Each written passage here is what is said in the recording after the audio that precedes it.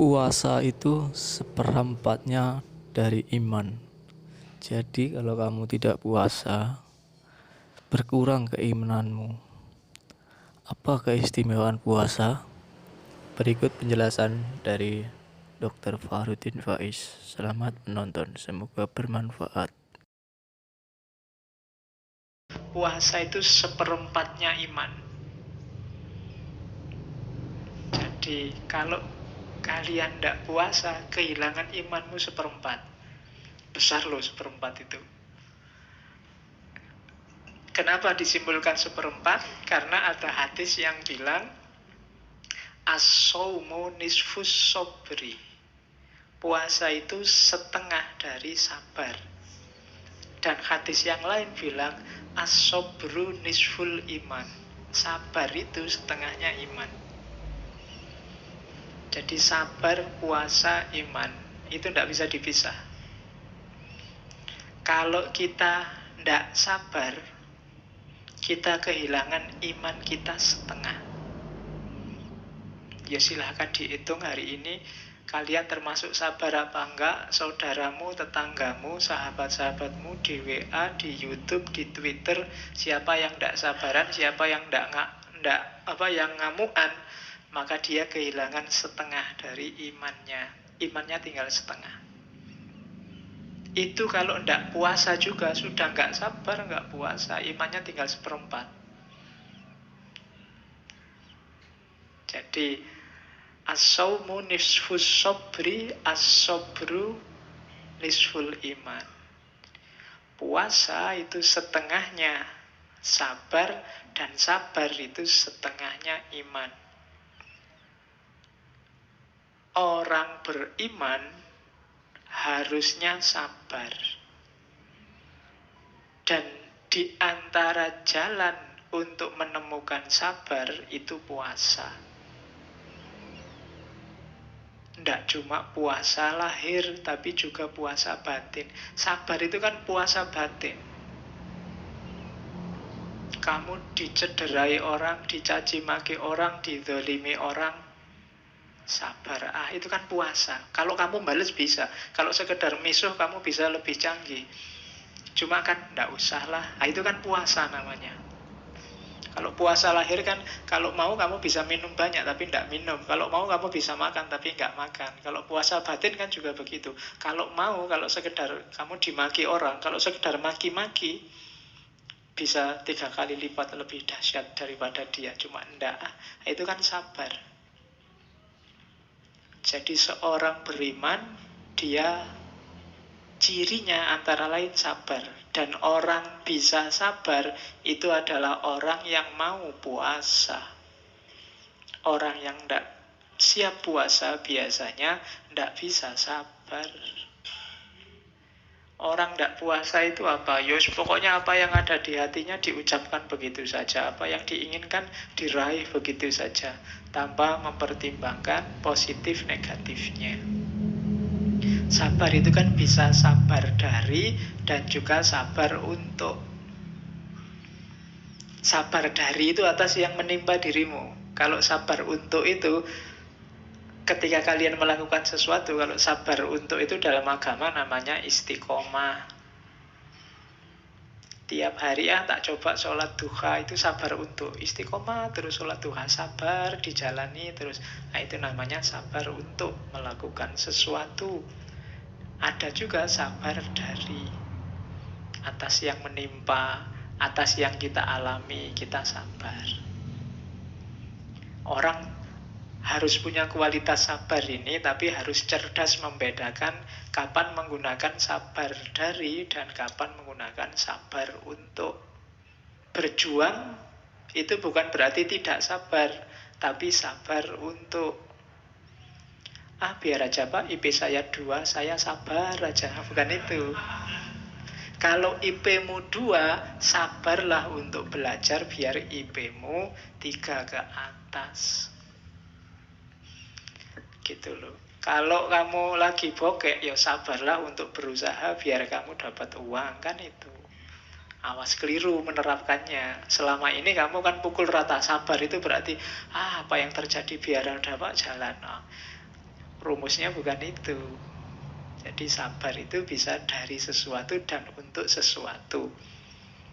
Tapi untuk membedakan mana yang dari, mana yang untuk, kita butuh satu hal, namanya kebijaksanaan. Dan kebijaksanaan itu ilmunya antara lain yang paling terkenal adalah filsafat. Maka ngajilah filsafat. Oke, ini bukan promosi, iklan. Terus, jadi makomnya puasa itu ya. Puasa itu dialektika antara keimanan dan kesabaran. Terus, jangan lupa ini makomnya. Jadi, kalau ada, harusnya besok waktu bulan puasa tidak ada orang ngamuk. Dan nggak ada orang males. Puasa kok malah males-malesan, ini harusnya dia kehilangan sabar untuk. Puasa kok ngamuk, berarti dia kehilangan sabar dari. Dua-duanya harus hidup. Kalau puasa kan kadang-kadang di kantor-kantor, di kampus, jam kerjanya malah dikurangi. Ya karena puasa, ya tidak apa-apa, asal produktivitasnya tidak menurun. Ya tetap bagus, dikurangi tidak apa-apa. Terus, jadi makomnya itu ya, dialektika antara sabar dan iman dan puasa. Jangan lupa, kuncinya di situ nanti. Yang kedua, terus Ghazali membahas kenapa sih puasa itu dianggap istimewa. Katanya Ghazali, ibaratnya puasa dibandingkan ibadah yang lain itu kayak tanah haram, Masjidil Haram, dengan masjid-masjid yang lain. Katanya Ghazali, Ka'bah itu kan dianggap rumah Allah, tanah haram itu kan dianggap tanah kehormatannya Allah, miliknya Allah. Padahal semua masjid, semua tempat itu kan juga miliknya Allah. Semua ibadah untuk Allah, tapi yang istimewa itu puasa. Sama seperti semua tanah, semua bumi itu milik Allah. Tapi yang disebut khusus sebagai rumah Allah, rumah milik Allah itu hanya Ka'bah dan Masjidil Haram. Bandingannya itu. Alasannya apa? Yang pertama, puasa itu satu-satunya ibadah yang verifikasi pastinya itu hanya yang melakukan. Nggak ada orang lain tahu. Boleh ikut buka bersama, ikut sahur bersama, tapi tidak puasa kan bisa. Tidak ada orang ngerti. Kayak kamu dulu kecil itu loh. Puasa, ya masih puasa, masih. Tapi nanti kalau ke kamar mandi, air 1 ciduk. Ya kan? Atau pura-pura alasannya lupa. Wah lupa tadi minum, lupa kok diulangi. Kan sering dulu kita waktu kecil begitu. Yang tidak ngalami kan nggak lihat. Kamu makan apa enggak kan nggak kelihatan.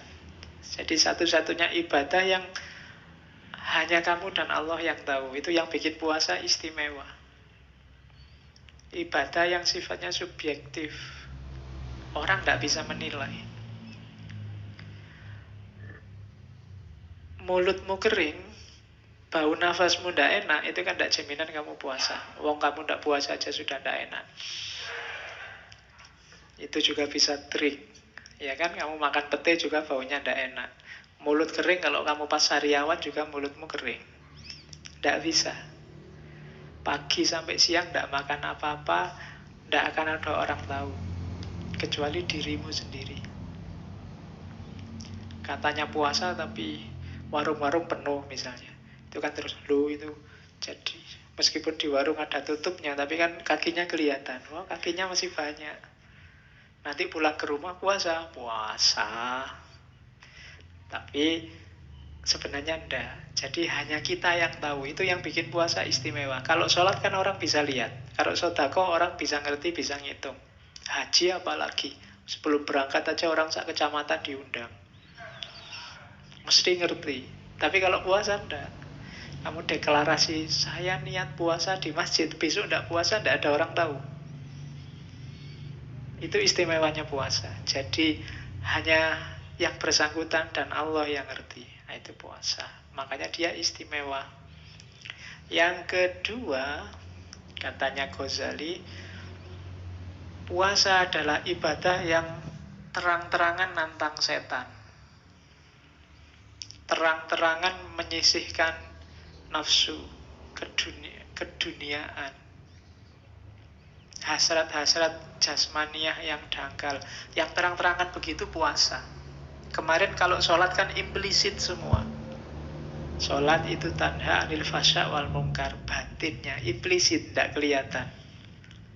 Kemudian apalagi kemarin haji itu kan banyak sekali makna, tapi tidak kelihatan. Orang harus mendalami dulu. Tapi begitu puasa, langsung kelihatan bahwa ini melawan hawa nafsu. Nafsu makan, nafsu minum, nafsu seksual.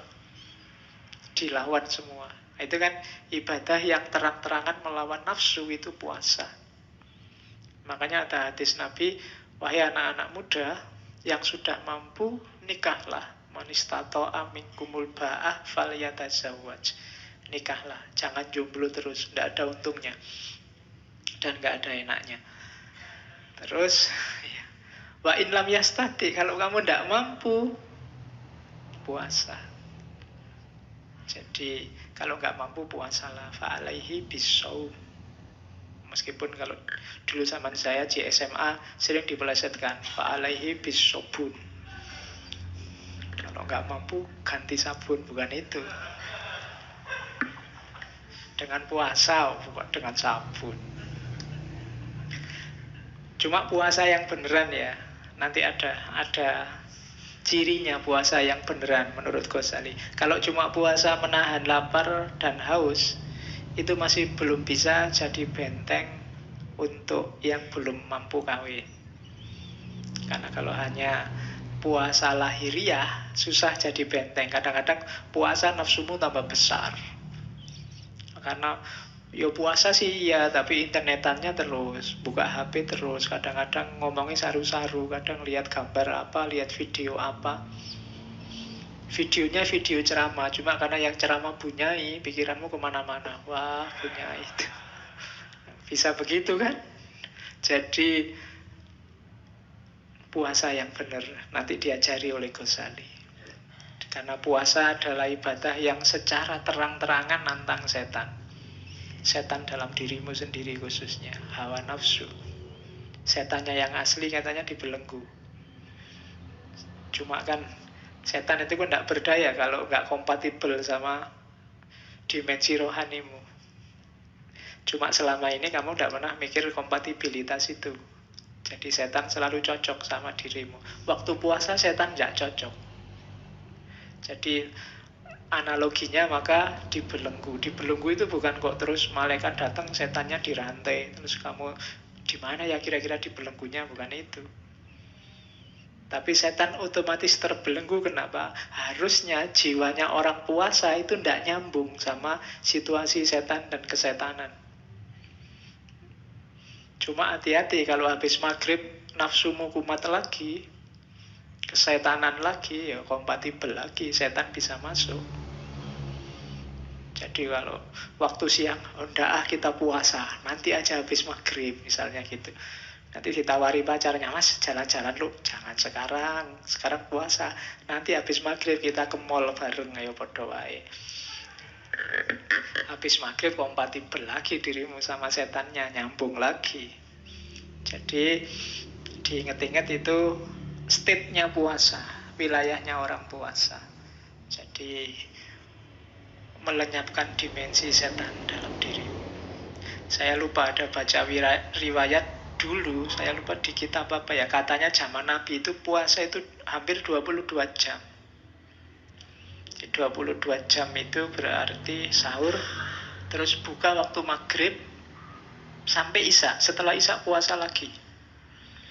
Terus ada kasus Umar. Umar itu malam-malam berhubungan sama istrinya. Sehingga turun ayat bahwa ya kalau malamnya Ramadan itu tidak apa-apa berhubungan sama istri. Terus dipahami, oh berarti makan juga boleh, tidak harus sampai isya. Pemahamannya seperti itu. Saya lupa ada di kitab apa. Cuma ya itu, karena 22 jam mungkin lebih terjaga. Cuma mungkin Allah sayang sama kita, terus ndak apa-apa kalau malam pingin makan-makan sepuasnya juga ndak apa-apa. Cuma hati-hati yang tadi sudah dikondisikan sejak pagi, jangan dilepaskan lagi. Kalau ndak yo hasilnya balas dendam tadi. Kadang-kadang puasa itu kan keuangannya lebih banyak keluarnya dibandingkan bulan biasa. Hari-hari gini kan kamu ndak pernah mikir bikin kolak apa beli kolak. Kalau puasa mikir. Biasanya kamu makan cuma nasi kucing satu sama air putih, selesai. Begitu puasa kamu mulai mikir takjilnya pakai apa, minumnya apa, kemudian makan utamanya apa, cemilannya habis sisa apa. Itu sama aja balas dendam. Jadi kamu merasa paginya disiksa dan malamnya bebas. Padahal itu kebalik. Justru paginya itu kamu bebas dari hawa nafsu. Maka manfaatkan malamnya ketika kondisimu sedang bersih untuk yang baik-baik.